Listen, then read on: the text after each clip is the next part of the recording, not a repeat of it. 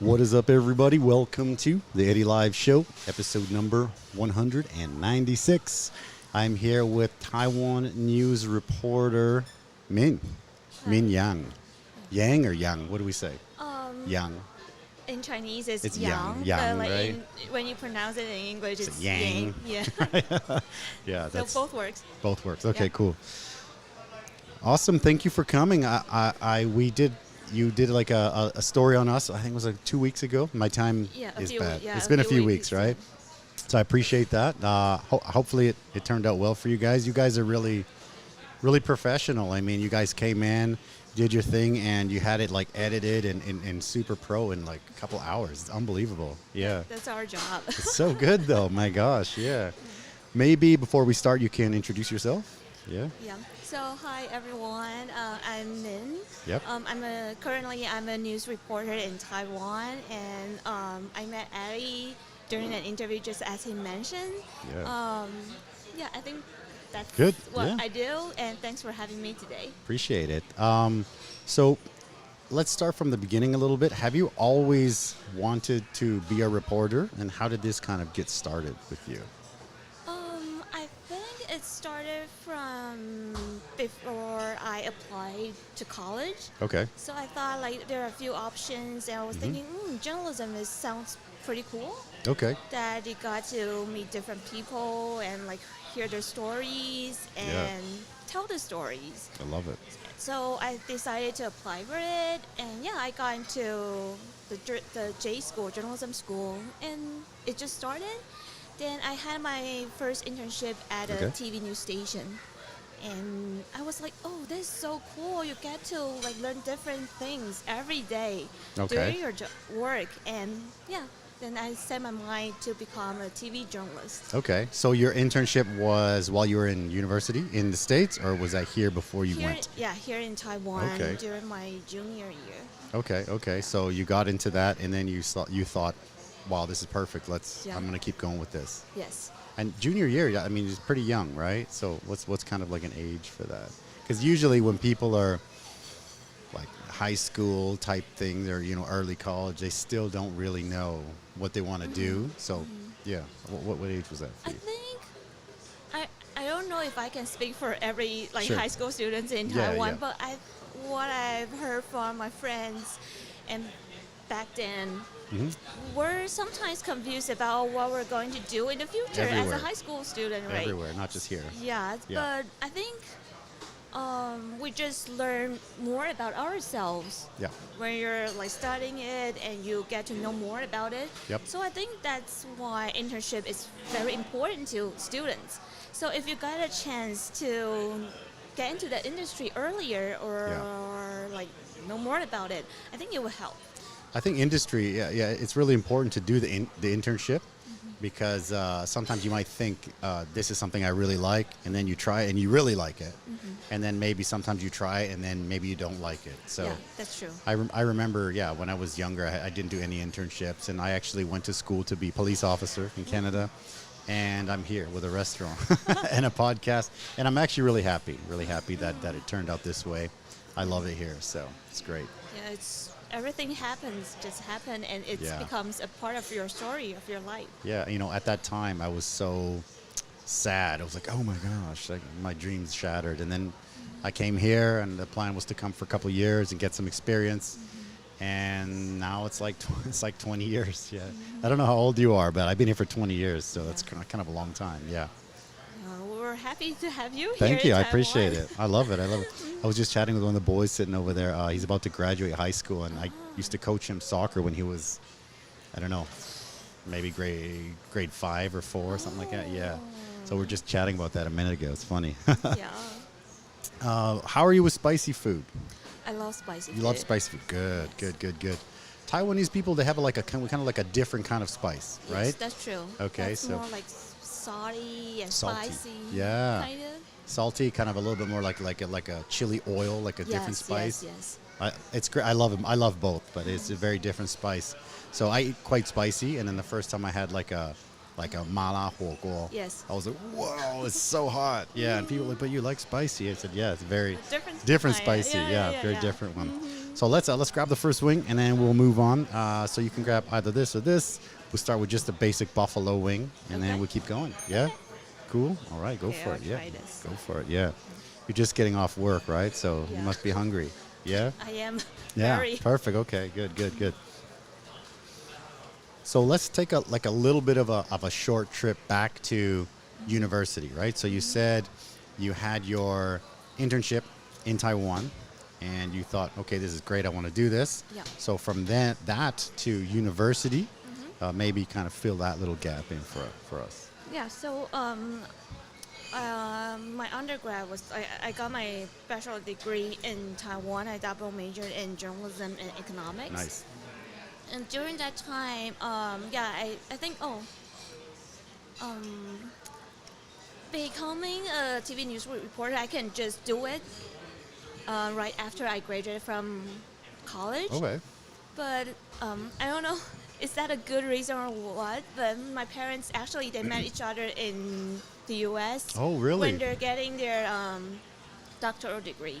So I always thought, yeah, I should go to U.S. too to get a master's degree or something. It's like romantic. Like, yeah, you have that romantic mindset, right? No, if your parents met there, and right? also because I want to experience different culture, and I wonder I want to get out of my comfort zone. So Super important. What I was wondering, what would it be like to report in my second language, in English? Yeah. And that really pushed me to become better and improve a lot. And I also think that as a reporter, it's a good way to know this world and to know more people, to know this place in a different way. Mm-hmm. Yeah. So How was your English when you went? Because it's tough. It's definitely tough to report or to do any kind of speaking in a different language. Mm-hmm. But how was the English before you went? And then how do you feel that the reporting improved your English? I think when I started school, my grad school in the U.S., at first, I was kind of shy. Yeah. It's very common here. People have very, very good English, actually, in Taiwan, but they 不敢讲. Everybody's like, I don't want to say because anything. Because we're like, if I say it wrong and the grammar and stuff. But when you're in that environment, you have to just speak, just talk. Agreed. And I think at first for me, writing for the print, so it's more like you have to write articles. Yep. At that time, I feel like it's more difficult. Okay. At first, but when you get more experience, then you'll get more used to it. Mm-hmm.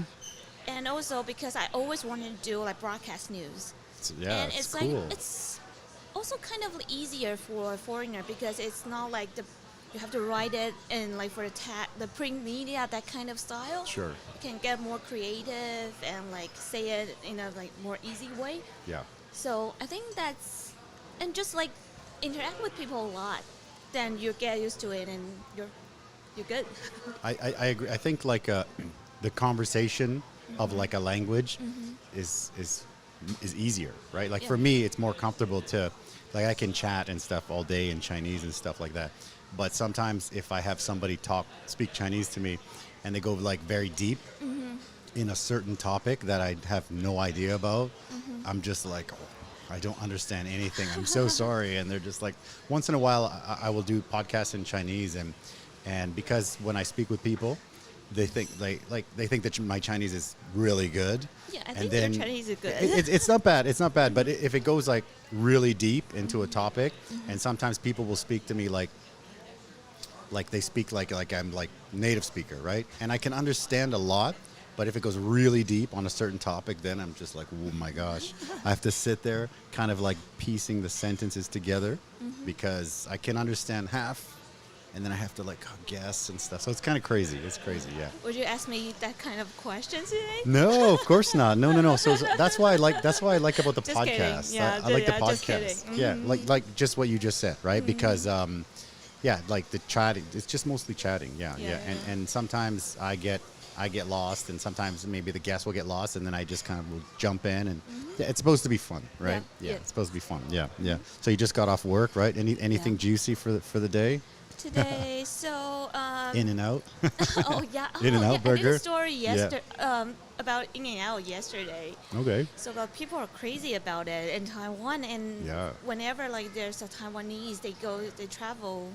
Like in the U.S., Taiwanese love California, right? Yeah, they would just go there, and that's a must-do thing to Must them. do. Yeah. So it was crazy. The line was pretty long today. Yeah. Actually, because it's close, right? It's in Dazhi, right? So I thought I'm gonna go, and maybe 10:30. They open at 11. I'll just jump on my scooter and then see if the line's not too crazy. Then we'll get a burger. Mm-hmm. Oh, it was like super. I made a video. It's super long, all the way around the block, and then at the end it kind of turned, and then it came all the way back. It was crazy. Yeah. And it wasn't even open yet. So In-N-Out, Taiwanese loving it. I think everybody loves it, but it's. And I also think that Taiwanese people love to try new things. For sure, 100%. Right, yeah. especially about food. I think so too. That's why I think it's great to do a foreign restaurant in Taiwan. Mm-hmm. For example, in Canada, people will try new thing, but if it's really exotic, then they're kind of like, ugh. Yeah.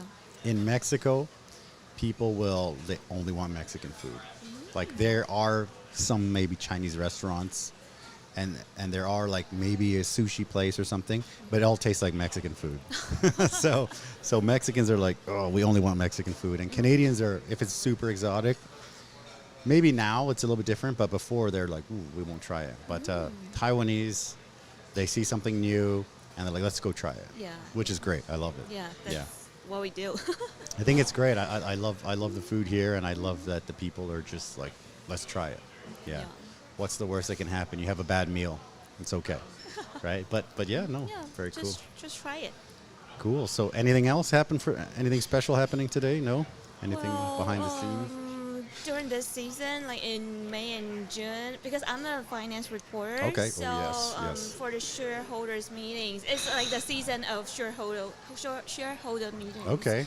So Tis the season of shareholder meetings. Okay. Yeah, okay. like TSMC and like all different kinds of companies having that. So it has been quite busy. Well, lately. this year, Computex came back, right? Yes. And it's been a while. I don't know if they did it last year, but it was a while.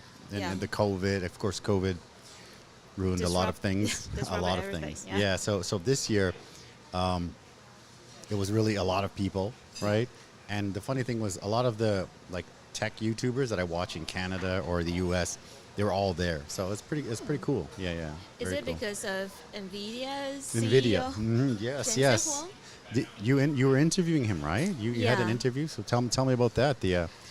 He was everywhere for like 2 weeks, just all over my Facebook. It's incredible. Yeah. I think people. So like NVIDIA, because of AI and people are talking about it, becomes like one of the most popular topics. Of course, over AI. the world. Yeah, and we don't know what it would take us, where it would take us. Like, would they replace our jobs, or it could help us more? Yeah. But people have a debate on this. But anyway, so among all the companies, NVIDIA just stands out because of their chips and server. So I got a chance to interview Jensen Huang. Wow, it's amazing. Yeah, in last December when we were in Arizona in the U.S. For TSMC's first tooling ceremony. Wow. And because TSMC worked with them, and TSMC is like one of the biggest semiconductor company. Maybe the biggest, if not, yeah. I think it's I don't know. Yeah, it's the biggest. The biggest, I think. Yeah. So we got a chance to talk with him. Okay. So he's really nice. Yeah. He's so kind, and at that time we were like, "Hey, Jensen, is it okay that we could like talk with you? We would like to hear, like, to know like your perspective on like the geopolitical." Sure, of course. That's huge news. Situation now here in this area. TSMC, all the chip stuff, and then the Taiwan-China thing, that's massive, sure. Yeah, so like he's really nice, and like he talked with us. And a few weeks ago in Taiwan, Computex, he visited for a week, and just everyone chasing after him, and like people are asking for like ask him to sign on his... Sign the graphics cards, right? Everybody told me crazy. they were taking their graphics cards, and I'm like, what? And then to get him to sign it, I thought, oh, wow, that's pretty cool. Yeah, I think people are just... And I think, how to say that? Like, people are getting to know more about this, like, technology. Yeah. And also, I think for this AI thing, also make Taiwan stand out because we have the supply chain and we're famous for the high-tech industry. Sure, yeah. So, yeah, I think it's pretty cool. It's very cool. I also think one of the reasons I started the podcast is because when people talk about Asia, they always, they talk about most of the other countries. But actually, when they come here, they realize it's amazing. Such a great place. Yeah. The island's great. Weather, people are super nice. Food is good. It's a great place. Super safe, right? It's amazing. So just got to keep sharing Taiwan. Thank you. Yeah, of course. We're trying. Yeah. Beautiful. Let's grab the next one. Yeah, how was that? It's okay. We can take our time. Yeah. You want to take a bite of the next one? Yes. What do you think? Yes. Well, the next one is chipotle. Oh. It's a chipotle, which is like a smoked jalapeno, right? Oh, I love jalapeno. Yeah, so jalapeno. So we actually get our, how can I say this? Our fresh jalapenos. We're able to get them a couple times a year from farms in Taiwan. So we can, so once in a while, we make a bunch of hot sauces from fresh jalapenos, and we will make a hot sauce like a jalapeno poppers, like stuffed jalapenos. So we'll make that when we can get fresh ones. And yeah, chipotles are kind of all year round, which is good. No, I didn't know they have that here. It's not very common because it's not very in demand, right? But when you do this business for a long time, you just look everywhere. Yeah. And then eventually somebody who knows somebody who has a little farm and grows jalapenos and thinking about selling them. And I said, oh, give me the number. And they call me. They say, hey, I have 10 kilos. How much do you want? I said, just give me all. I will buy all. And they're just like, wow. So it's cool. That's a good thing. Yeah. Yeah, I think it's really nice that you try to get the ingredients like local and just everything fresh. Everything's fresh. I think it's good for me because the reason is because I eat here all the time, right? My wife eats here. My daughter eats here. So I want to kind of give everybody who comes here, the same thing that we eat, right? Of course, we eat out. I love to eat out too, but I like to share kind of our culture and stuff with everybody. So pretty cool. Yep. Very cool. Very cool. So TSMC, right? A little bit of the NVIDIA CEO. What about what was his response? I mean, you were talking about kind of like what's his political position on that. Obviously, it's a kind of a sensitive topic, right? So how do you? What's your opinion about that? That's sort of the chip war kind of thing. So I think in recent years, because of the tension between China and Taiwan, across this Taiwan Strait, people are paying more attention to Taiwan, this place, this country, and I've heard from someone they're talking about. This might be the best time for Taiwan to show the world that what we have. Yeah. So the risk can also be your opportunity, a chance. Take your shot, right? So that's, I think I kind of agree with it. Okay. This kind of mindset because we don't know what would happen. Okay. And people here in Taiwan have lived in this kind of situation for decades. Right? I know. So I think there's a very interesting thing. Sure. So people from the U.S. or from other places in the world, they're like very worried about what. No. Yeah. What would happen if China take over Taiwan? What if they there's a war and but people here we just still living our own life, eating our food. Go to the gym, just do whatever you have to do in your daily life. Yeah. So I think that's a pretty cool and interesting thing to know.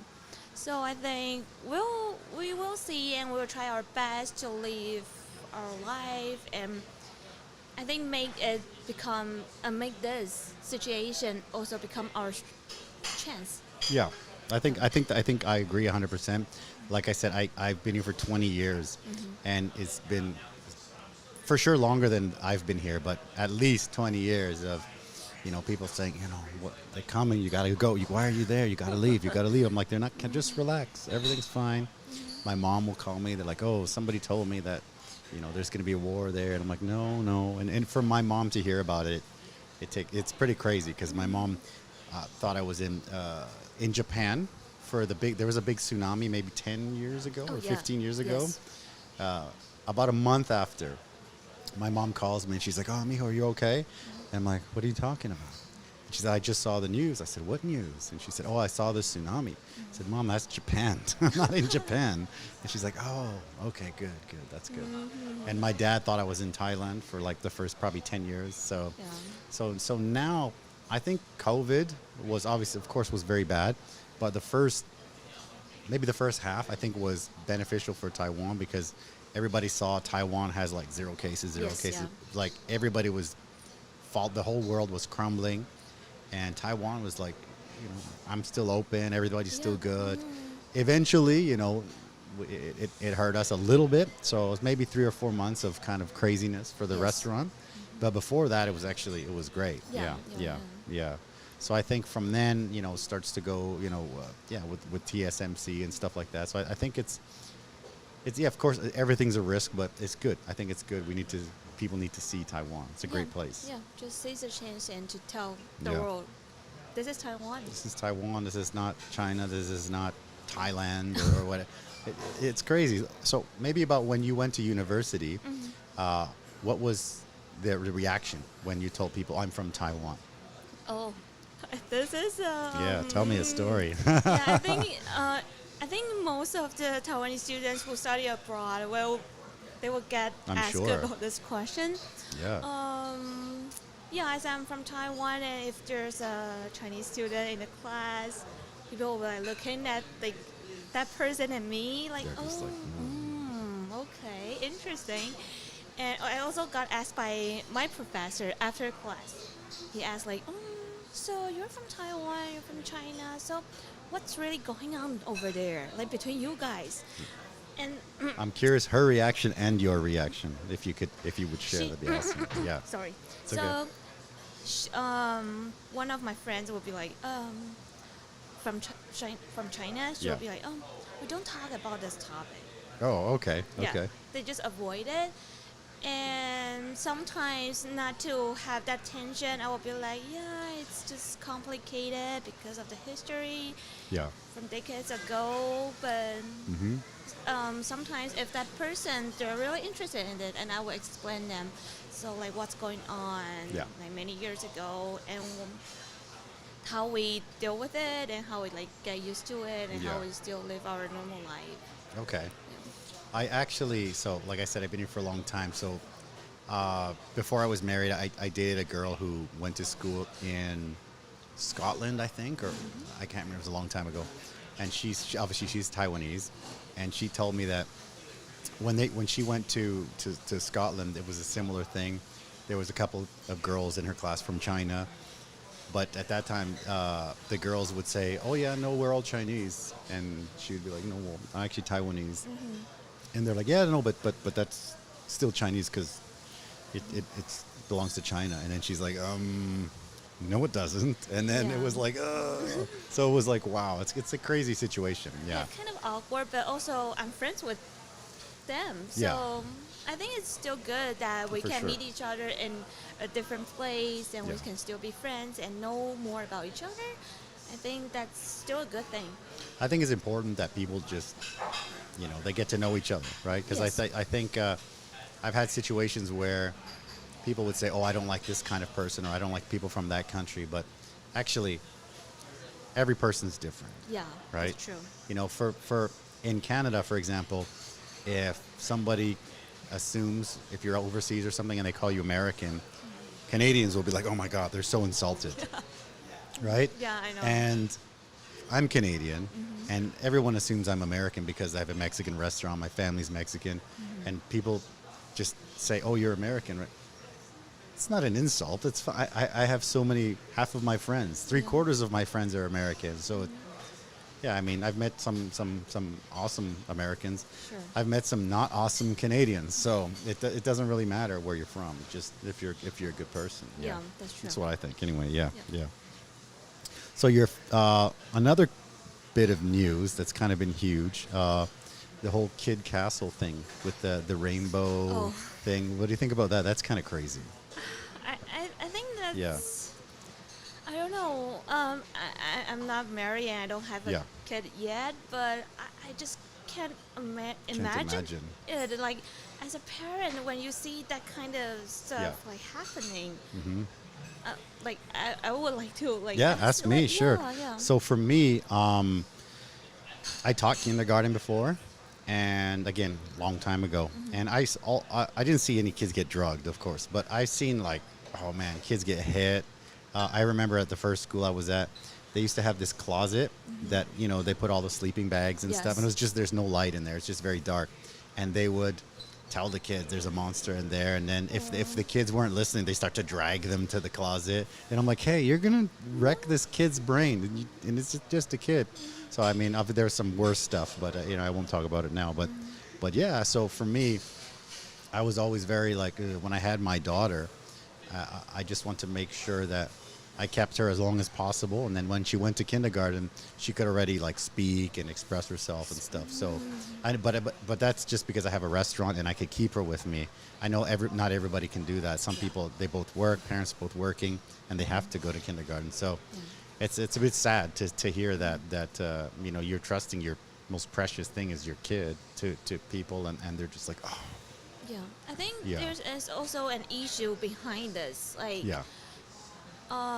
The teachers in the kindergarten and at school, maybe one teacher has to take care of overwork. Yeah, for sure. Too many children, so when they can't handle it, and something like this might happen. Yeah, I think that's also a bigger thing that people have to think about. Yeah, for sure. Yeah, people are overworked, and a lot of the people that I know that teach, they kind of, like we were talking about earlier, they did it because they're like, oh, that's a pretty good job, pretty good paid job, close to home, but they don't really like kids. So, yeah, I mean, it's crazy. But also, I mean, a lot of when I taught English, a lot of the teachers, for example, you're the foreign English teacher, you get a pretty good pay and way less hours, and then all of the extra, it just gets dumped on the Taiwanese teachers. They have so much to do, and the salary's not good, and it's like, oh, so... It doesn't justify, for sure, because, I mean, the kid, it's a kid, right? But I think it's just it's more a big to think. problem. Yeah. And to need to be solved. Yeah, it's such a big problem, and it's sad when it happens to children, for sure. Yeah. So those are the two big ones for me. I think the what is it, the rainbow whatever potion, and then the In-N-Out, because In-N-Out was crazy. I love food, so I always have to know about the food stuff. Yeah. So when you are like you want to do a story. Yes. All right. So how do you come up with a story, and what's kind of the process to be like an idea, and then to the end you actually have your story? What's the process? So every day we have the news for the noon, and also for like 6 p.m. news. Okay. We did like a story in the morning. So when we got into the office around like 8:30 a.m. We will, if you already have any story idea, you will just please discuss with your supervisor. And sometimes, but what we all do is like when we get into office, we will like check the news, online news and stuff. Like make sure you know like what's going on. And if you think that's something that's newsworthy, then you would think about like who I can interview, who's good for this topic. And what kind of, because I'm a TV news reporter, so we also have to think about like the video. How do you going to like present it? Yeah. So what kind of footage you can get, and so so when the supervisor confirm like give you like a green pass, like you can go. All right, go. Yeah. So I will start make some calls and asking if you're available to talk on this topic. Yeah. And so we will go there and interview someone and get some footage. Then we go back to the office. I will write the script, and the videographer, he would like edit the video. Okay. I would do the voiceover, then edit it, and after it's on air. It's so, but the process is Within so a few, fast, within right? a few hours. So 8:30, you have your idea, and then like 12 p.m. the 12 o'clock news, you already have some news. Yes. And then, do you have to be like, okay, do it again? I got to do another one for 6. Yes. So every day you're like, I got to have 2 stories. 2 to 3. Sometimes like 2 stories in the afternoon. Wow. Okay. So what's the difference of if there's like there's too many things happening, or maybe it's slow, there's nothing happening? Like what's kind of the mindset of tell me maybe the difference in a day like that. So we have to be productive. So of course, yeah. We have to have something for that day. Yeah. So sometimes because maybe for the political news, it's a big and there's a lot of things going on. And that's not a one day. That's like a 20-year thing, right? Yeah. And like but maybe in finance, there's not that much going on. Okay. And sometimes we will like cover, so they will ask us to like assist them or like help them to cover the story. Okay. Yeah, so that's why I also get some chances to like write different kinds of stories outside of finance, so, like politics, crime, like livelihoods, that kind of stuff. Is there a topic that you like the most? Is it finance or? Yeah, I think Yeah, so. finance? Since I'm a finance reporter. Yeah, for sure, right? But Okay. I'm open to like every like opportunities because that's the way how you know more people and know more stuff. So I think it's cool. I think it's really cool. I think when I see your stories, it looks so pro. It's just so like professional Taiwan, and the voiceover and everything is just like, it's crazy. Oh, It's so like, wow. Like when I saw the story, I thought, wow, this is really good. And I went back to the video, to the YouTube, and checked out some stuff like that, and I thought, wow, I have some clips actually. Yeah, it's really cool. We'll go through the. Let me see if I can find it. Right, right, we'll go through a few pictures here. How about that? Yeah. Okay. Yeah. We'll go through the first half. Yeah. Boom. So tell me what's happening. I mean, this is perfect picture. Yeah, it's in Arizona. Okay. This is the TSMC fab in northern Phoenix. Okay. Yeah, so we're covering the first tooling ceremony. So President Biden was there too. Really? And also like the founder of TSMC and like Tim Cook from Apple. Okay. Wow. Jensen Huang from NVIDIA, like all those big tech companies. Their representatives, they were there. Yeah, so it's pretty cool. So you travel to the States, obviously, to do this. Is that something that happens a lot? You get to travel, or? Yeah, we get chances to cover different stories in different countries. But for this event, I think it's special. It doesn't happen that often because we just pay everything by ourselves from the station, and we just travel all the way there. Okay. You have to know, like, for TV news station, it's we don't earn that much money. Understand. It's like you have to maintain it. So but I think it's worth it because. How was the response from like? Is there like there must be a way that you guys can see your numbers, right? Like at the end of the day, be like, oh, this story did. Yeah, the views. The views, yeah. Yeah, the ratings. You can see that. What people are really interested in. How was this? This must have been fantastic. Yeah, because it's not just about Taiwan; it's international, it's and cool. it's about Taiwan being seen in the world. So I love that. yeah, I think our viewers like that. Beautiful, I love it. Yeah. Let's take a little step back there. Oh. This is your graduation, right? Yeah, from undergrad. Okay, in the States? No, that's here. That's in Taiwan. Yeah. Okay. It's a good one. I love it. And I go back even further. It's such a cute picture. I was like, I gotta throw one in there. That was more than 10 years ago. I feel Is that high school? It looks like high school, right? Yeah, okay. after high school. Yeah, I travel with my friends. Do you keep in touch with your high school friends? Yeah. They are my best friends, and we went to Korea, so I really like traveling. Yeah. I've been to like 20 countries. Oh wow. Okay. Well, more than me. Beautiful. Yeah. Keep going. We'll do a couple more, and then we'll. That's my classmates from grad school. We have a newscast. Yeah. So at school, and that's our members, our team. And it's his university, right? Yes. Everybody looks really young. Yeah. I'm the oldest. You're the oldest among them because they're all undergrad students and I'm the only master's student. But you're Taiwanese, so you always will look young forever. So it's good. Thank you. That's Taiwan. It's great. It's great. Boom. It's the same group, I think, right? Yes. I had a lot of fun like working with these people. For sure. Yeah.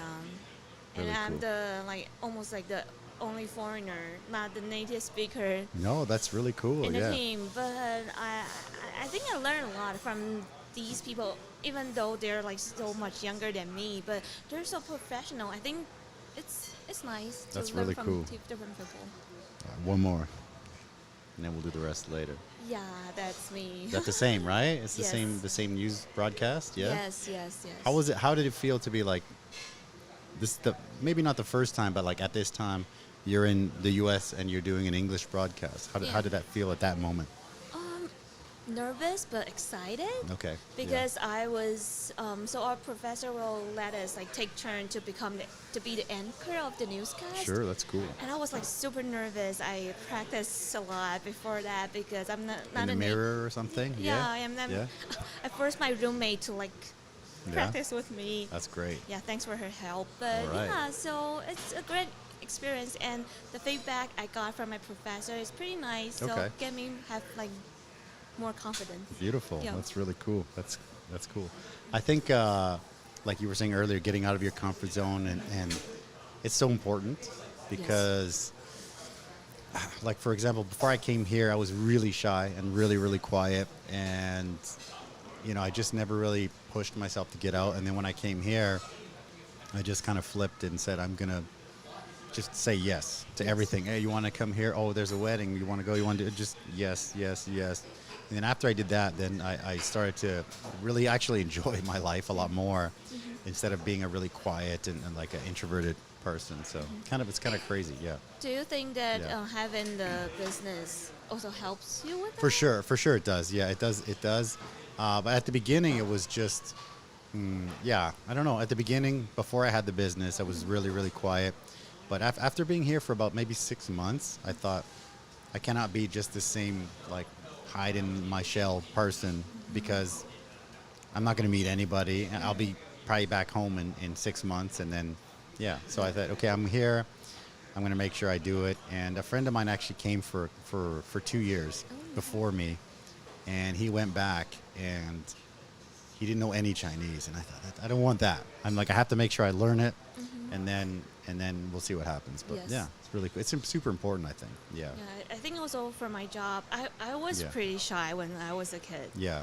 And when I was younger, I couldn't imagine that I can do a job like this. Okay. But since you do more about, you get more experience, and you love it, then it will make you become that kind of person. Yeah, you think, okay, that's what I want, and then you slowly get there. I think it's great. I love it. Yeah, and things are good, and now you're on the TV.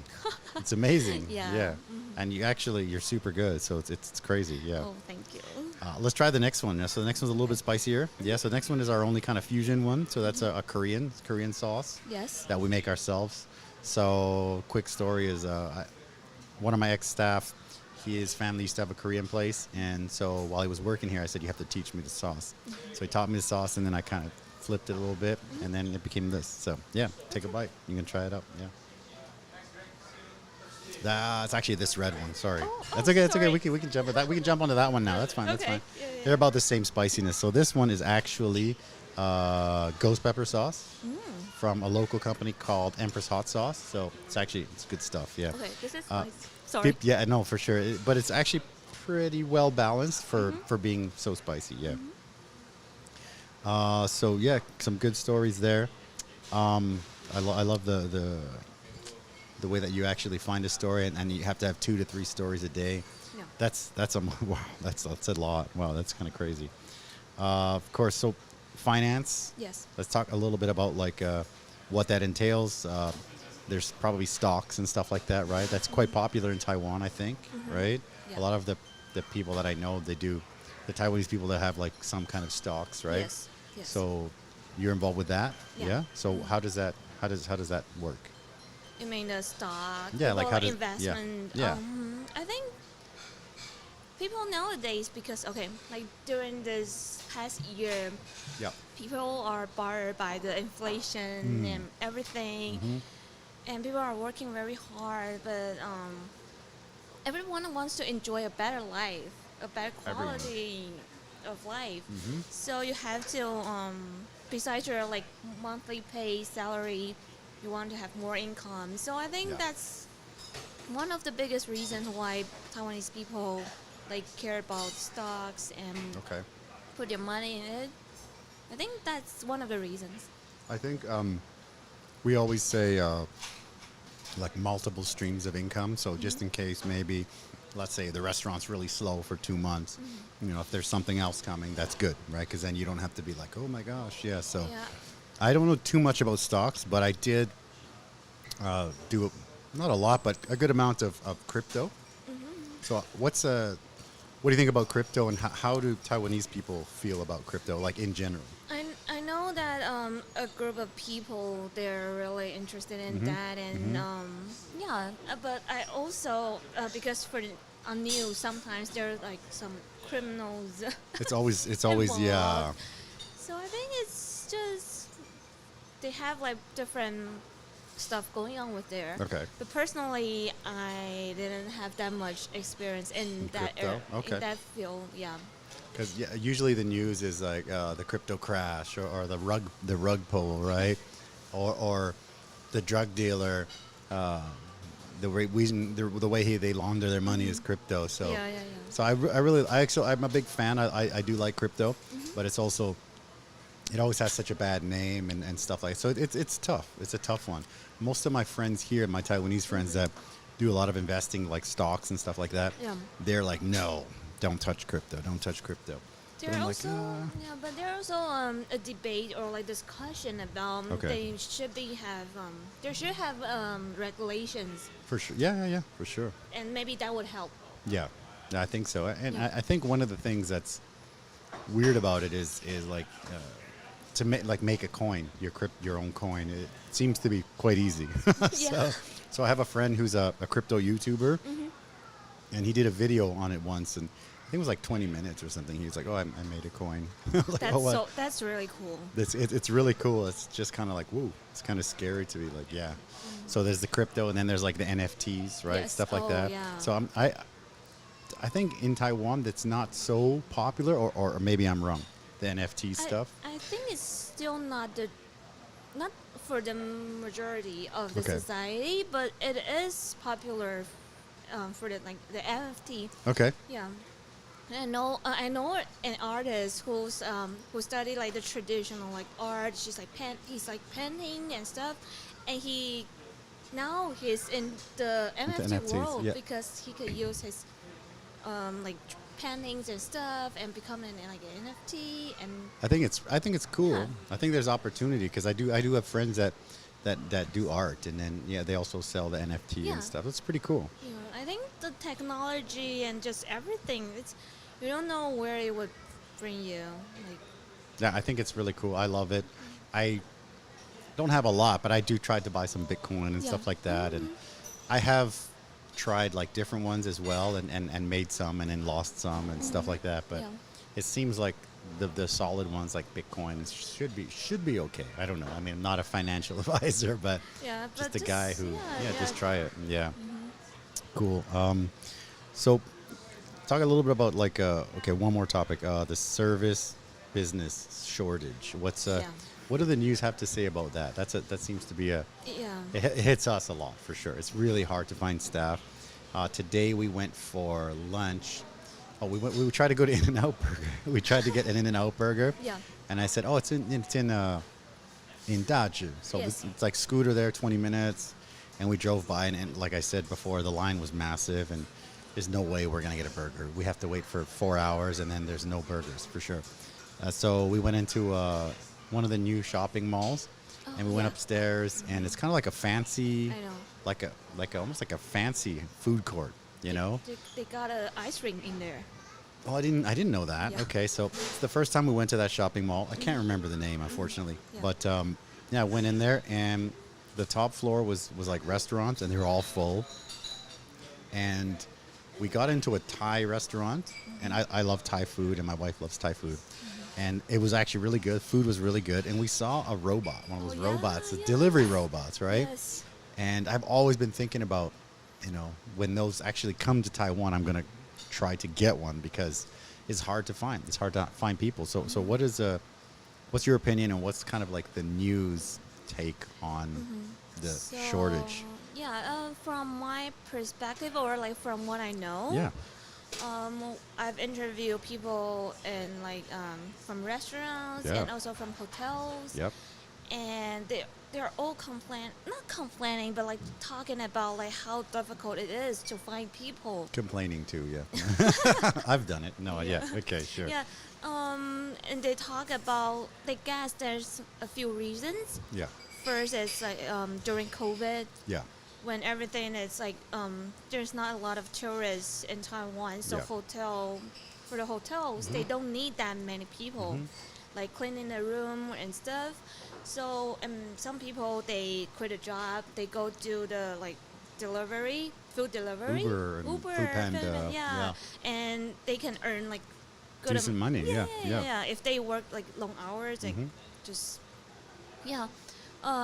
but when they are getting used to that kind of job, because it's more flexible, you don't have to like be at work for that kind of working hours. Like set hours. Yeah, and you can earn more money, then why not? So people go into that part of like industry. Yep.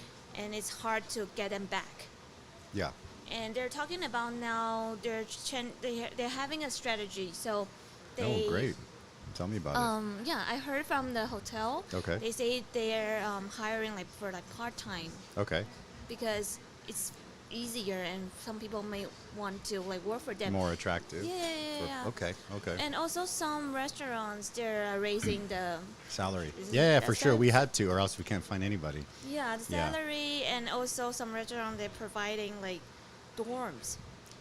Yeah. Because people from like Tainan or Kaohsiung, they're in Taipei and they have to pay the rent. They feel like it's stressed. expensive. Yeah. So they're just using all different kinds of ways to attract people. Like here, this is this, and maybe you want to come here.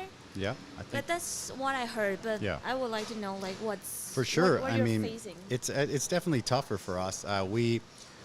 So I think like restaurants and stuff like that. I think we're a pretty good restaurant and stuff, and it's. I think it's pretty attractive, but if you start at like the top ones, it's going to be like a Din Tai Fung or something like that, where the salaries, people think, no, it's quite high just to start, and then, you have the chance to, go to LA, Din Tai Fung and stuff like that, so that's going to be attractive.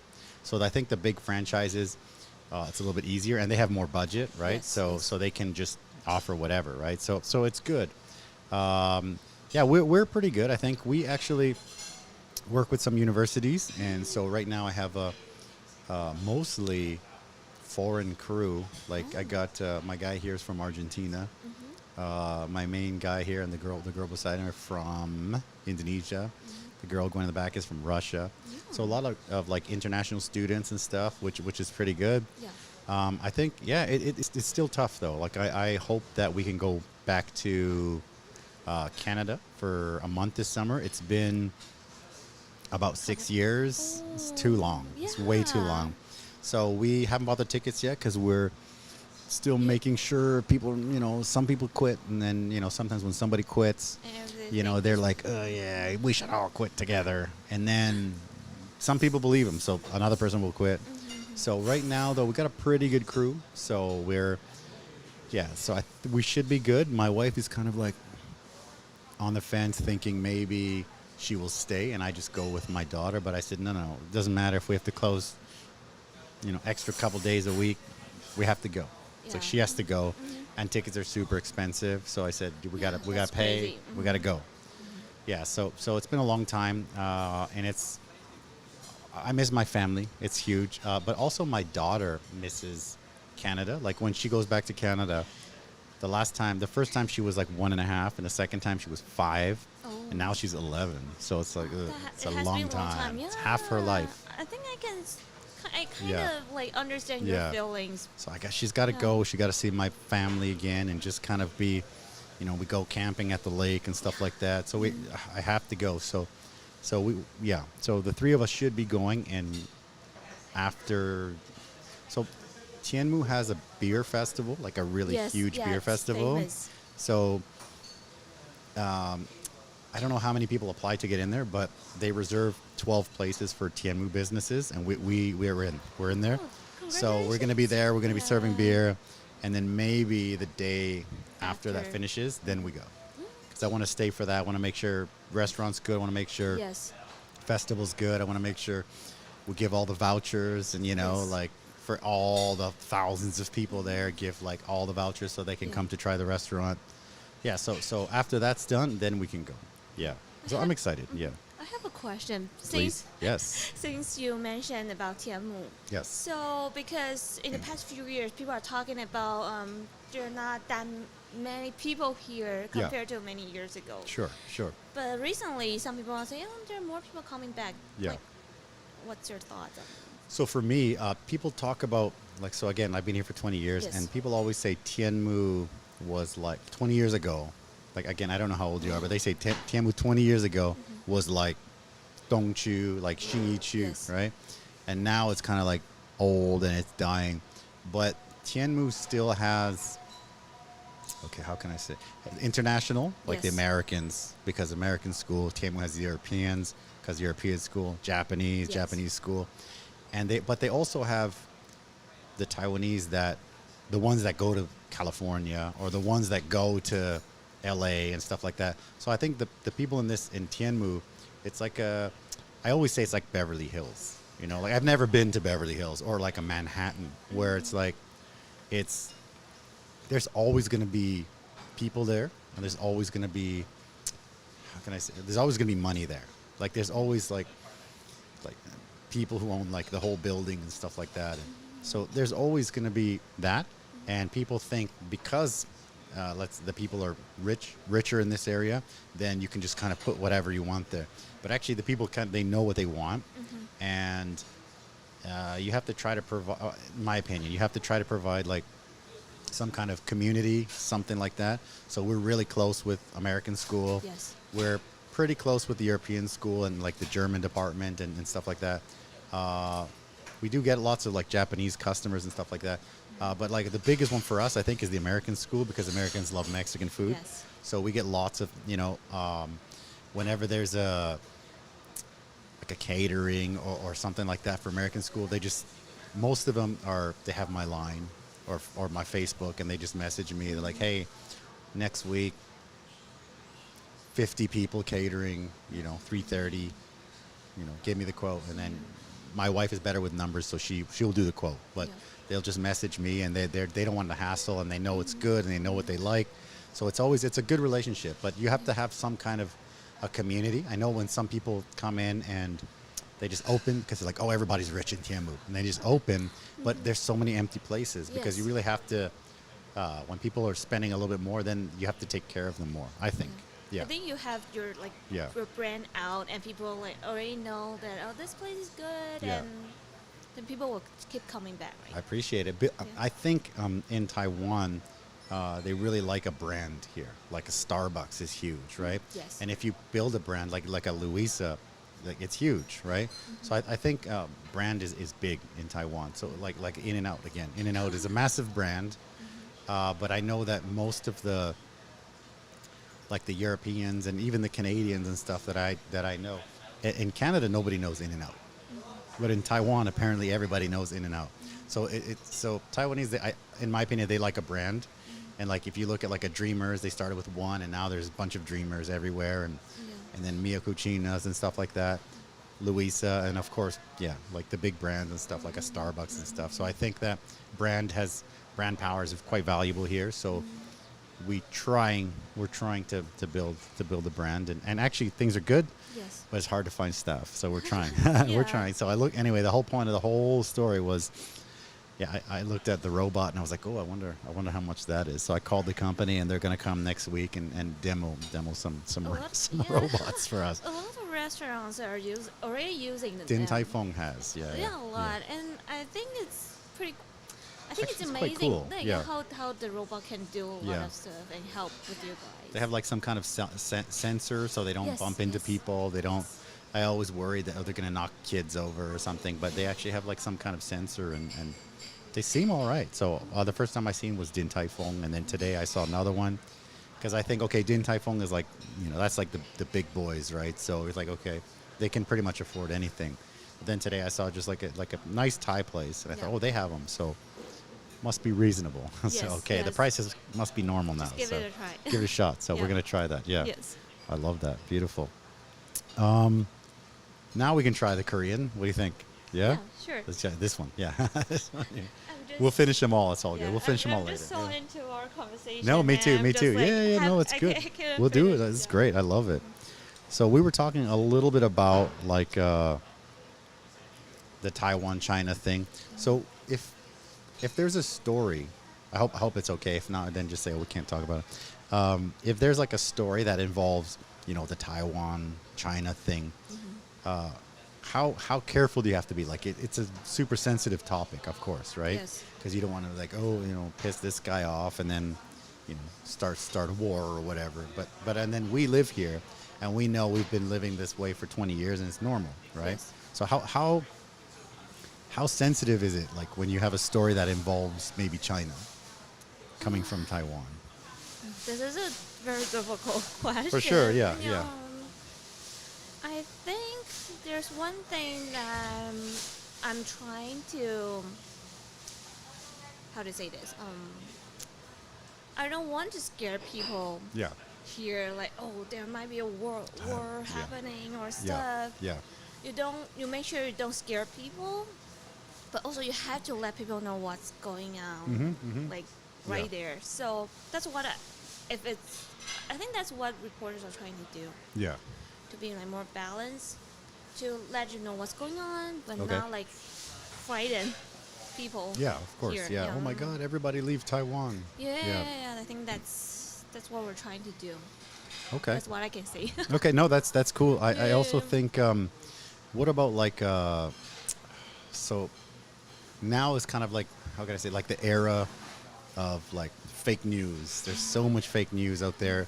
I have friends from all over the States and Canada that will always message me saying, oh, China's already invaded. They're already there. You don't even know. And on June 13th, they're, like, what are you talking about? Like, I mean, nothing's happening. So, but then you look at the news and it seems so fake. It just seems like it's like a fake news channel. But the thing is now everyone can have a blog and everyone can just Yes. do whatever, right? So how hard is it for you to differentiate from like, okay, this is a real news story, and then this is just like some crazy guy in his mom's basement? I think this also, like, the social media involved, right? Yes. So I think nowadays people can get information like easily, almost like at any time, Yeah. everywhere. This is a really difficult question. No, I don't. It's cool. It's just like sometimes you, Yeah. like just the other day, someone messaged me saying, "Oh, they're already there, and they're just going to show themselves like next week." It's like, what are you talking about? Like, then you Yeah. open up the article and it just seems there's mistakes. So Like it's like all wrong. It's like, what are you talking about? I think that's why the traditional news media is still important. Yeah, I agree. Because it's more reliable. Yeah. They're more professional. Although, like, you actually can get like some information like faster on social media. Yeah. Like someone upload a video. Yeah. There's a protest in somewhere. Yeah. Sometimes you can get that information, like you can see that pretty fast, but you can make sure by yourself. But I think at least news media, we can like contact like the officials or different kind of people. You have the connection somewhere. Yeah, Okay. we have that chance to make sure everything is true and like Okay. correct. Nice. Yeah, and I think that's why the traditional news media still have to. exist in this world. 100%, yeah. Yeah, but I know like sometimes news media also make some mistakes. Sure, of course. Because of the limited time, we have to meet the deadlines. Well, I think people don't know that. Well, maybe I didn't know, but you have to be like, okay, you get to work at 8:30, and you have to have 3 stories every single day. So that, of course, there's going to be mistakes. Yeah. Yeah, but like I think as a reporter, we try our best to like get as much as information, Of course. talk to as many as people as we can. Yep. To make this story like Real. Yeah, real. A real story. Yeah. So there's no. I mean, you just have to kind of maybe fact check. You'd be like, okay, I know the guy in, this whatever embassy. Yes. Maybe I'll fact check. Yeah. Okay. So like the reporter check it first, and the editor, and also like our supervisors. Okay. So we have like different people to like make sure it's true and Okay. everything's correct. So maybe it has to go through a few levels to make Yes. sure. Yeah. Okay. That's actually funny because like I said, a friend maybe 2 days ago, they sent me something about the China invasion. Yes, And I also have friends in like Canadian Embassy or American Embassy AIT, and I was like, I'm gonna just message my friend there, and they're just like, no, don't worry about that. That's not real. Like, okay. Yeah. Perfect. Yeah. So definitely, I thought, yeah, that's similar then. Very cool. Okay. Are there any like ethical things that pop up? Like if there's a story, and like has it ever happened to you where you had to come up with like a decision, like a moral, like maybe I should play this story, or I don't want to play this story? Has that ever come up? Is there like a for some there are some topics that our station don't really Okay. report on it. Okay. Like if there's something like suicide or like Okay, yeah. sexual harassment Yeah. or that kind of topic, Yeah. we usually don't You don't. Okay. do that. Like because It's such it's- a gross thing. Yeah. Yeah. yeah, It's bad. Sad. but when there's something like it's a famous person Mhm, involved, Yeah. then you have to think about it, like how we can let people know about it, Okay. but not like scare people or like It's in tough. a better way. Yeah. Yeah. So when we write it, or when we write a story, we'll be like more careful about it. Okay. Yeah. Is there a way that you like keep your mindset of let's say a story that really you feel strongly about, but you have to be like objective, right? You can't be like, talk to this person that is accused of something bad, and you'd be like, but I think you did it. I mean, but you can't be like, to Yes. this person, right? So how do you deal with something like that? If that might be the case, you just Okay. have the example, but Yeah. I have sort of that kind of Yeah. experience before. So when I was still a student reporter in Indiana, Okay. so I think it's in 2019, there's Okay. the protest in Hong Kong, the Free Hong Kong thing. Oh yeah, I remember that. Yes. Yeah, That so, was so sad. Yeah. yeah, on campus, there I don't know who penned it, the Free Hong Kong words Okay. on a bridge. Oh. And the Chinese Student Association, they saw it and they got really mad. Okay. So they, sorry. It's okay, no, you're good. They just covered it with new paint. Yeah. They just painted over. Yeah, and make it look good again. and put out a statement like, oh, this is not. That wasn't us. Yeah, this is not good. You can't say that. Yeah. That kind of stuff. So there's a lot of discussion about it. Okay. So me, like, I just like, I have to do a story about it. Okay. Yeah. Sure. Yeah, and I have to talk. I have to talk with the Chinese students and the Hong Kong students. Okay. So I actually reach out to both leaders from Yeah. the Chinese groups, and yeah. the Hong Kong ones. When I talk with them, they have very different kind of point of views. Sure. And the Chinese student mention a few things that I don't really agree with. Of course. I can understand 100%. Being from Taiwan. Yeah. And also it's kind of That's awkward. ours. Yeah, and it's Yeah. kind of awkward that as a Taiwanese, I'm interviewing the Chinese About Hong Kong. about Hong Kong. Yeah. Okay. So he said a few things that I got like, no. I can imagine, yeah. But I still try to like, but I have to listen what he's talking about and what his thought, why he would think like this. Mm-hmm. And I ask more questions. I ask more questions about it. Okay. Yeah, so I think that's one thing that I've like. I'm really like not agree with him, but I have to still like. But I'm a journalist now. Yeah. I have to know, like what's his like, mindset. Yeah. So I can know more about it, and I can let both sides talk. Let them talk. Yeah. And that's the story. Okay.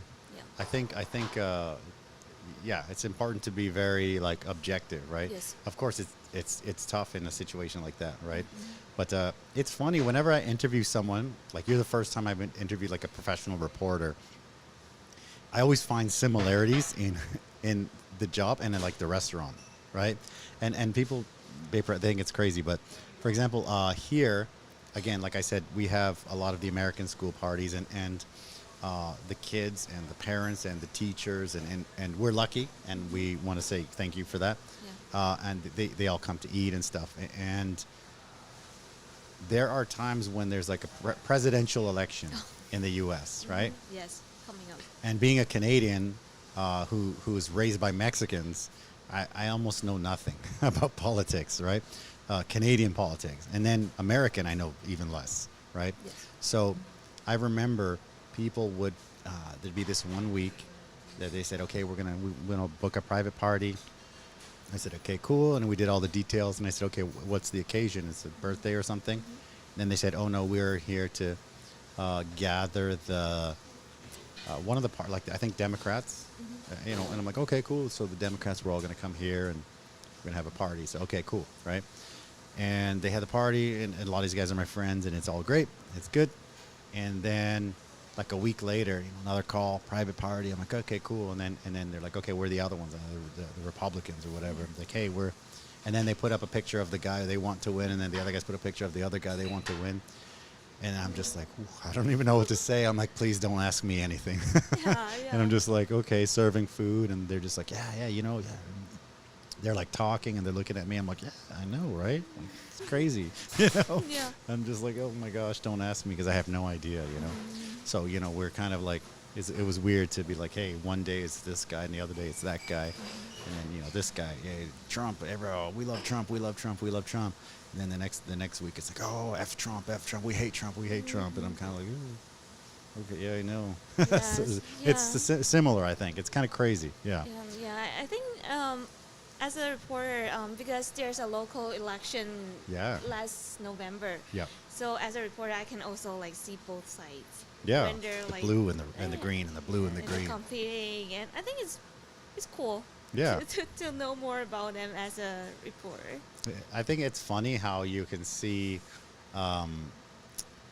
when people are really like politics and they hold it really close to their heart, how like kind of crazy some people will get. Yes. You know, like I just told this story the other day, but I have a good friend of mine, a customer, American guy, married to an American lady. They went back a couple years ago, 2 beautiful girls, and super mellow, super chill, always comes and sings karaoke and just really, really good friend of mine, good guy. And he told me, he comes in one day like super pissed off, right?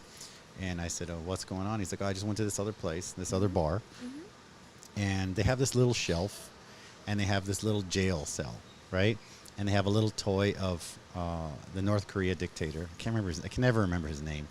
Kim Jong. Yeah, Kim Jong, whatever. Yeah. Like, so him, and then another little toy of Trump, right? And usually they have the dictator guy in the jail, but somebody took him out and put Trump in there, right? And who cares, right?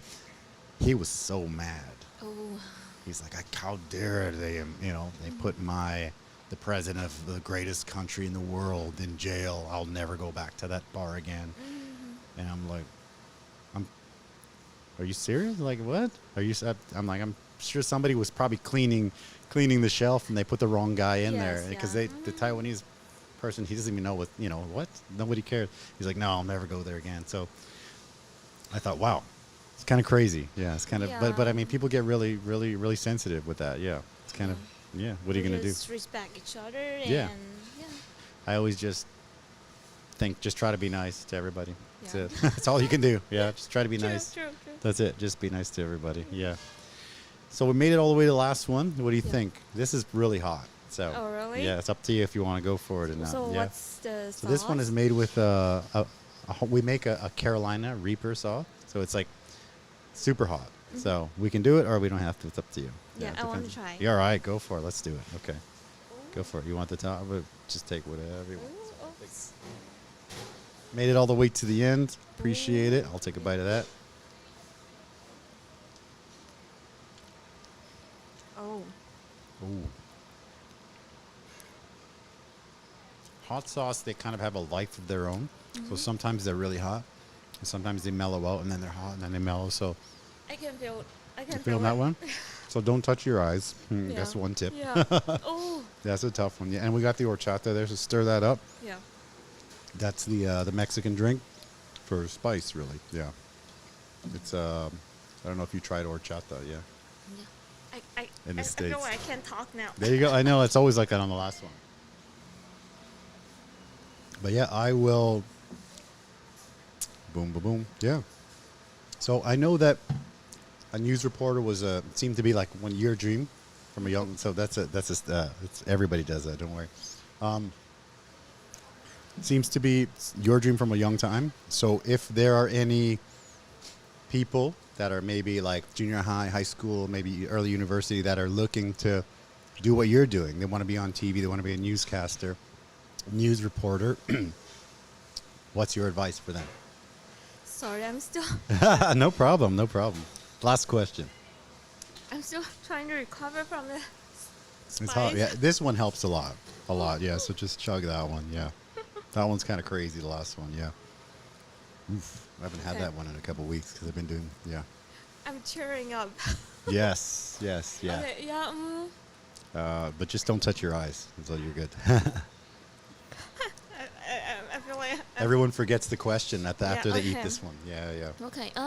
Advice: aspiring journalists, maybe who are Taiwanese, interested in a career in Taiwan's media industry. I think if you get a chance to talk with people that's already in the industry, just chat with them, reach Okay. out, and to know what they're actually doing. And I think as a college student, you can do the internship. Internship. That's great. I think that's the most important thing because Okay. sometimes you'll think like, oh, I love news. I Yeah. love being a journalist. Yeah. But sometimes in the reality world, Yeah. there's some difficulties, and you have the stress, and you have to deal with a lot of things Yeah. that you don't know when you're still at school. Yeah. That only happens in the real world. Okay. So I think like ask for advice, talk with people that's already in the industry, Yeah. get an internship. Okay. Internship is super Yeah, important. and also you can practice just by yourself, because for example, there's something going on the streets, and you can like pretend you're the reporter, Yeah. and like okay, you can pretend that you're doing the live. Oh yeah, now there are like a couple just walking by, and they're looking at us, and they might be wondering like, you can just pretend that you're the reporter and Yeah.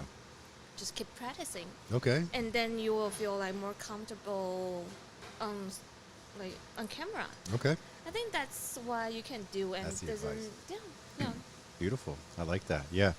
I agree. And yeah, you were just saying how important the internship is because, yeah, same as us. The internship, we get a lot of people who come in, they do an internship, they're like, I love cooking. But when you're like slammed from lunch to like 9 p.m. on a Saturday, they're just like, holy, this is not fun. So yeah, try definitely try some things. I forgot we do have a few pictures left. Oh, Just okay. blast through these last ones and then we're good to go. Boom. Oh It's no. a good picture. I love that. That's when I was an intern at our station. Oh, actually. beauty. Okay. So that was a long time It's ago. a good picture. Yeah. It's like a boat ride or something, yeah? Yes. I think it's a Coast Guard. Okay. Yeah, we got a chance to get onto the ship and like just know what they're doing. Yeah. Beautiful. Okay, next one. There we go. Yeah. Oh, that's such a cool one. That's the TSMC. It just looks so like pro. I love it. Such a good one. Yeah, and I did a stand up next to the cactus, so it's more like the Phoenix, Arizona vibe. Oh, that's what. Okay, that's cool. Why I choose to do That's why you it. choose it. Yeah. Oh, you're like, oh, got to be on the cactus. Perfect. Okay, Yeah, okay. yeah. Two more. Yeah. Same place, I think, yes, right? same place. Yeah, so cool. Looks like so much fun. I believe the last one might be there too. Oh, that's not good. It's not good? No? No. Okay, let me get rid of it then. All right. That's just a funny picture. It was a funny picture. Yeah, I Yeah. thought it was so good. Yeah, okay, well, Yeah. I won't put it back up there. Yeah. I just thought it was funny. I thought, oh, there must be a story there, but Yeah. maybe not a good one, so we'll skip Yeah, it. just, we're just Sometimes you get joking jokes. Yeah, just joking around. Super funny, yeah. So do you have anything you want to add? I mean, you're awesome. I mean, you were talking about being nervous, but you're so good. You're a pro. You're a pro. You're so good at this. Yeah. I'm just like, I think I appreciate my job and the opportunity and the chance we had Okay. to like know each other Yeah. through the interview and like get to like be on this podcast. I appreciate it. Yeah. I mean, we'll do it again sometime. It'll be fun. Yeah, Sure. I think when I meet somebody like you and I'm like, oh, it's really cool. I want to ask them, but sometimes I chicken out. So I'm like, okay, no, I'm going to go ask her. Yeah. So I'm glad I did. I appreciate it. Yeah, I have fun. Yes. Awesome. Thank you so much. Yeah. And thank you guys for watching. Don't forget to subscribe to the channel, and we're going to bring you more stories of cool people doing cool things in Taiwan. Yeah. Thank you guys. Thank Bye-bye. you.